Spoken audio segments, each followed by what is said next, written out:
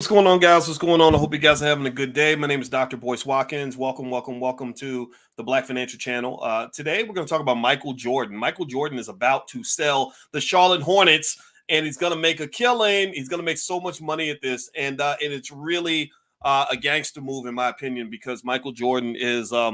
You may like him, you may not like him, but this man knows how to make money. So I'm going to explain to you what's going on with Michael Jordan and the Charlotte Hornets, and how this is a major financial play that you can actually learn from. So get comfortable, buckle up your seatbelt. We're going to get started on the Black Financial Channel right now.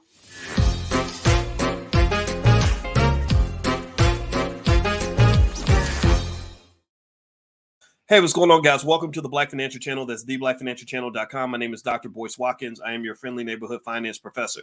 On the Black Financial Channel, we talk about Black wealth every single day and economics every single day because we believe in building Black families. We believe in building Black communities. We believe that Black people can be independent. We believe that Black people can be the most financially intelligent people on the planet, but we got to put in the work.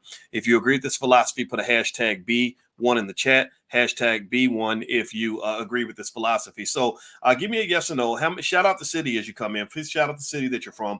What's up, Deshaun Farad? How you doing, brother? Good to see you, man. I know Deshaun. He is a very good journalist, and he is very committed to what he does. And I want to give you a shout out and respect for that. Jermaine and Emmanuel and Damian Davis, good to see you. And what's up on Instagram? My Instagram is The Real Boyce Watkins. So how many of y'all knew that Michael Jordan is about to sell the Charlotte Hornets? He's about to sell his stake. He has a majority stake in the team. He is reportedly, according to a lot of media outlets, in significant talks to sell the Hornets, which I think is very interesting because it's a great economic lesson in terms of the value of ownership and capital gains. And so I'm going to read some of the story to you. Hit the thumbs up button as I read. Let's see here. It says that Michael Jordan is, let me scroll up. Michael Jordan's preparing to sell the Charlotte Hornets, according to Yahoo Sports. Jordan is engaged in serious talks to sell a controlling portion of the franchise to an ownership group led by current minority owner Gabe Plotkin and Atlanta Hawks minority owner Rick Schnall, according to ESPN's Adrian Woj. These names are messing me up. I must be tired. Specifics of the deal are not yet known, though a sale is not imminent. Jordan is expected to keep a minority stake in the team, but Plotkin and Schnall will become co-governors. So they're going to keep the name of Jordan and keep him connected to the team, but it looks like he's looking to get rid of his majority stake. He became the first minority owner in the franchise in 2006, shortly after his Hall of Fame playing career ended. He then purchased within the Charlotte Bobcats in 2010 for $275 million. The team has made the playoffs just 3 times since Jordan took over as majority owner, but they never made it out of the first round. So winning is not exactly the tradition in Charlotte. You got to just be honest there. But Michael is winning off the court, apparently, because according to Forbes, the Hornets are currently worth $1.7 billion. Only the Minnesota Timberwolves, Memphis Grizzlies, and New Orleans Pelicans are worth less, but not by much. The Golden State Warriors are the most valuable team in the league, worth $7 billion. I'm going to make a guess right now, a speculation, to begin by saying that I believe that this team is going to sell for more than $1.7 billion. How much you want to bet? And if it's not selling for more than $1.7 billion right now, give it a couple of years. These sports franchises go up in value so fast. It's crazy. And I really encourage you to understand this, because this is where wealth is created. It comes from, the ownership of these teams. Playing for the teams is nice. Michael made a lot of money playing in the NBA. He made a lot of money playing in the NBA. He was the highest paid player in the NBA. But the amount of money Michael made playing in the NBA doesn't come close to the amount of money he made by being an owner in the NBA. Also, the amount of work that he had to do to make his money while being a player in the NBA was a lot higher than the amount of work he has to do right now.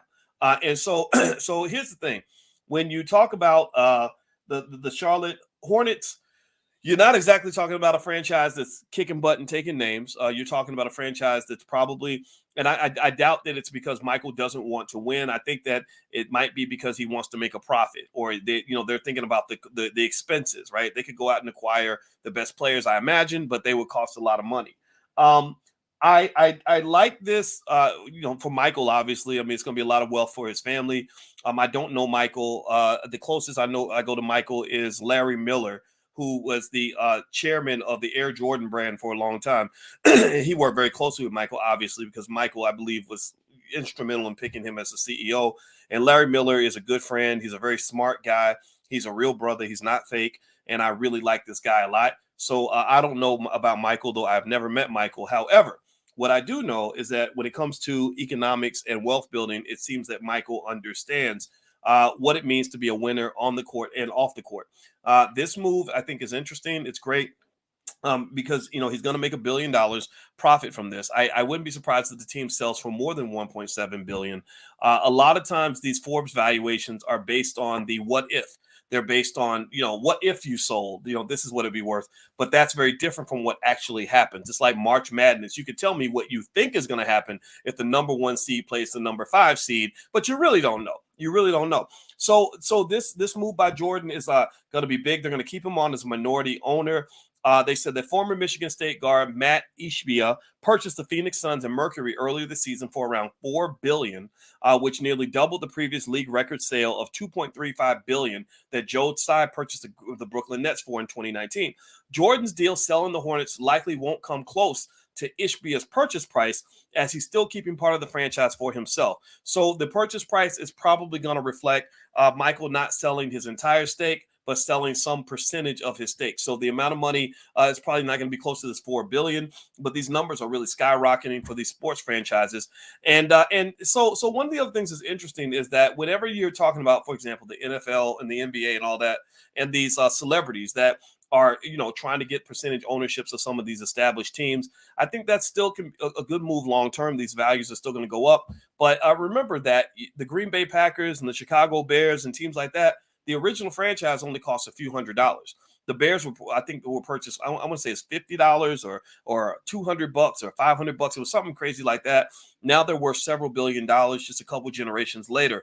So if you have enough vision and enough patience and enough imagination to see your wealth grow and to plant those seeds, then you can actually build wealth. That's where real wealth comes from. And you see really rich people, it's usually because somebody planted a seed a long time ago. So what I would encourage you to do is rather than trying to go buy the Charlotte Hornets, maybe there's something you can create right now that if you pour into it and you grow it and you develop it, it can end up being worth a lot of money at some point in the future for your kids. So congrats to Michael Jordan. I wish you the very best. I hope that this sale goes well. And I want to also give a shout out to Dr. Q's Fresh Breath Club, actually, which is one of the sponsors of this podcast. That's a Black-owned business run by a cool brother by the name of Dr. Q. And they sell dental products. So if you're interested in getting some healthy dental products, let me just put this on the screen. I'd love for you to go check out this Black-owned business because this brother, I saw him at the All Black National Convention. Larry Miller, the former chairman of the Air Jordan brand, he was at the All Black National Convention too.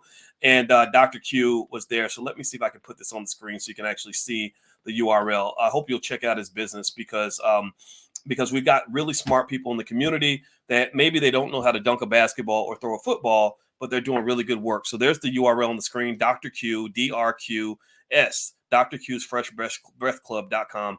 This brother has some really good products, and he sent me some stuff, and my wife and I really loved it. And I encourage you to go take a look. He's supporting our independent platform, so I hope you will also support him. So anyway, guys, that's it. Hope you have a wonderful day. God bless you. Hit the thumbs up button, share, subscribe on your way out. I'll be in Houston April 21st for a Black Wealth Bootcamp if you want to join. Also, if you want to take a look at my new book, The 10 Commandments of Black Economic Power, you can either go to Amazon or boycewatkins.com. So take care. Have a good night. I'll see you soon. Be good. Peace.